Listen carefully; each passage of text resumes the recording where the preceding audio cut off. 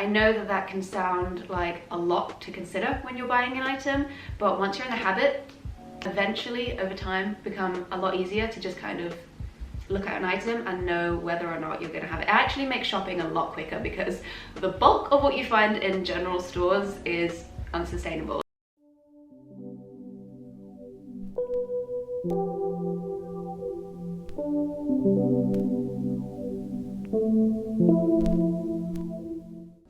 Hi, welcome back to my channel. My name is Blue and today I'm going to be sharing my tips on how to have a sustainable Christmas.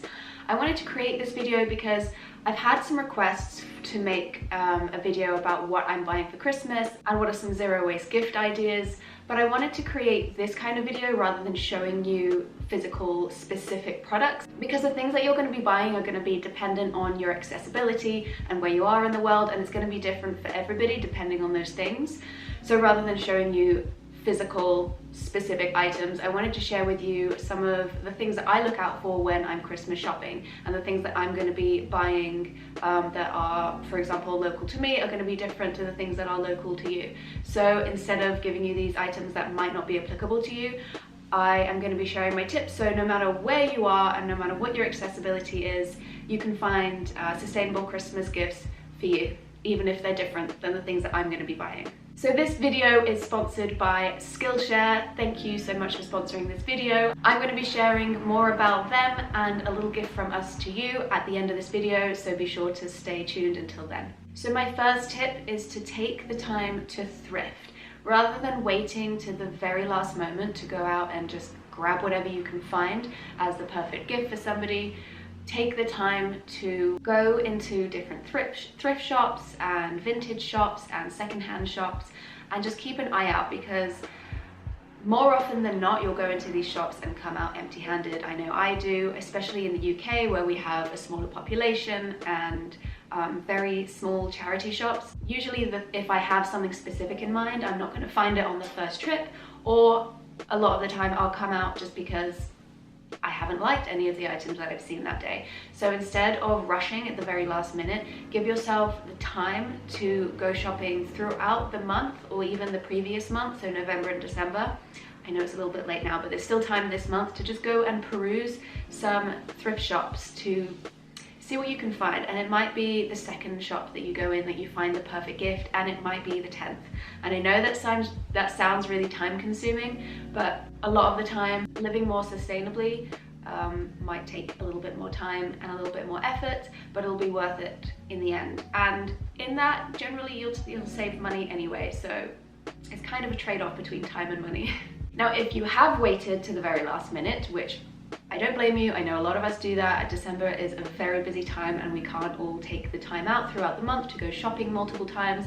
Sometimes I know that a lot of us like to shop in one day and just get it all out of the way, especially because the shops and the streets are very busy this time of year and it's not always possible to go multiple times. So if you have left it to the last minute, or if you're somebody who likes to do all their shopping in one go, then I would recommend shopping sustainably. And of course, what that means is considering materials, air mileage, making sure that they've paid their workers fair wages. Consider the manufacturing of the item and make sure that it's cruelty-free and vegan friendly. I know that that can sound like a lot to consider when you're buying an item, but once you're in the habit, you'll just pick up an item and automatically see something that you resonate with or that you don't, and you can put it back, or you can look further into what that means. So for example, an easy thing to think about is you can look at a plastic item and just immediately dismiss it because you don't want to be buying new plastic items perhaps.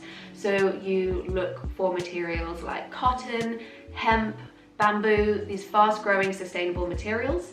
And the other things on your checklist will eventually, over time, become a lot easier to just kind of look at an item and know whether or not you're going to have it. It actually makes shopping a lot quicker because the bulk of what you find in general stores is unsustainable. So you can immediately eradicate that and go down and look at the fewer items that are more sustainable, and you'll soon pick up what resonates with you and what doesn't, and what aligns with your values and ethics and what doesn't. I also highly recommend buying locally, not only for the air mileage factor, but also because it's supporting your local community. A lot of us nowadays are in the habit of buying things online, and sometimes that's even the first place we'll look to buy something.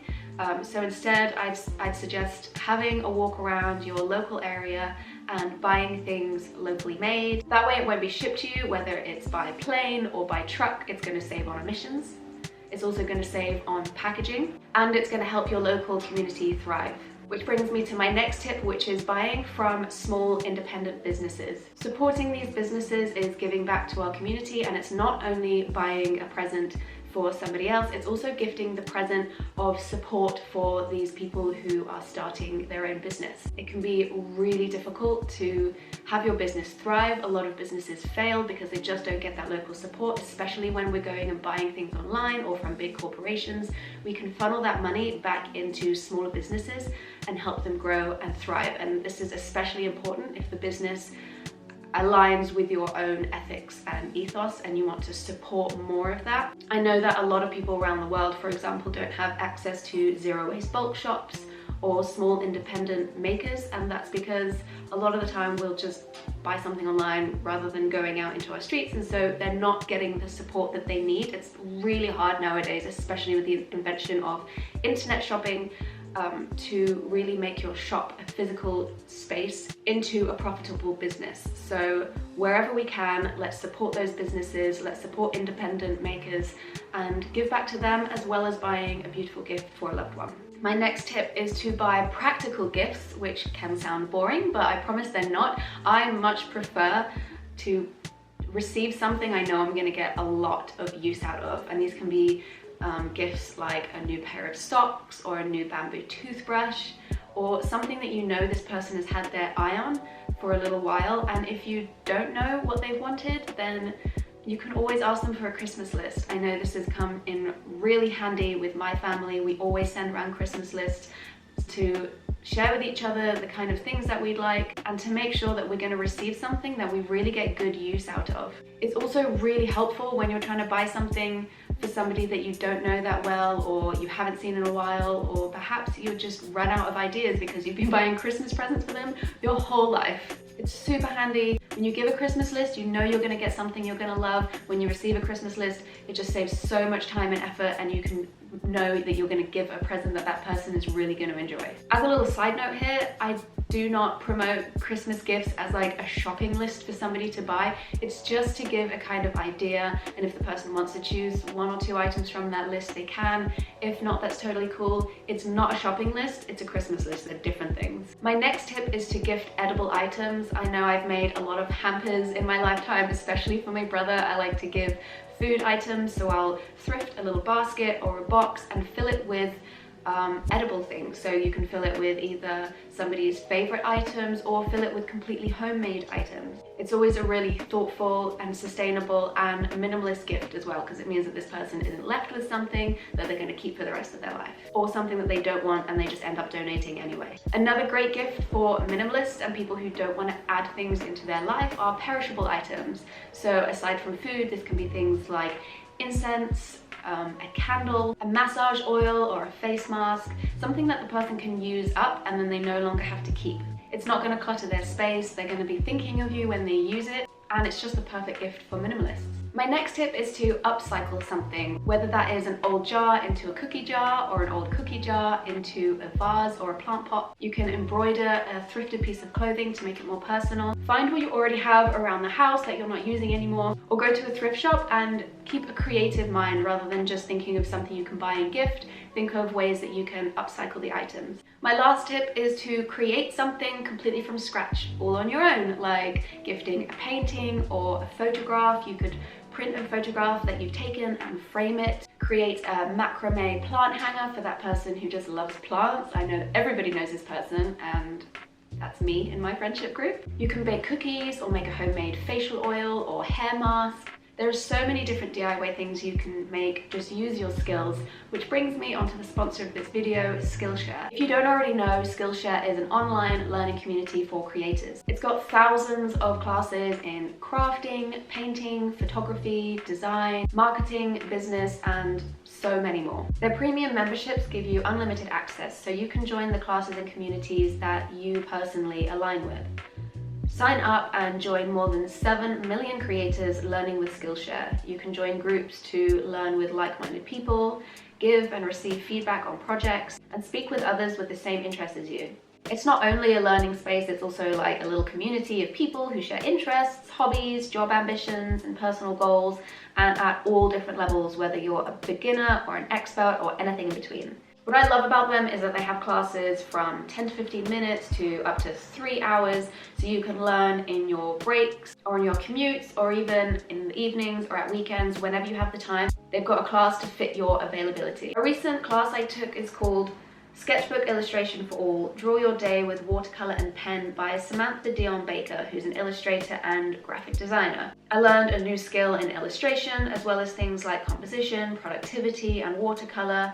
It always makes me feel like I'm a sim, like learning a new skill to progress to my life goal. And each lesson is broken down into smaller lessons, which makes it way easier and more manageable to digest. It's easier to pick up and pause when you're short on time, and also to look back on and retake lessons if you need a little refresher. So Skillshare is giving away a free 2-month unlimited access trial to my subscribers who click the link in the description box, and after that, it's only around $10 a month. Perhaps my favorite thing about Skillshare is that there is no limit to how many lessons you can take, so it's amazing bang for your buck. If I wanted to, I could take a class every week, or I could even take one every day and have like 30 lessons in a month and be really racking up those like skill points for my Sims next level.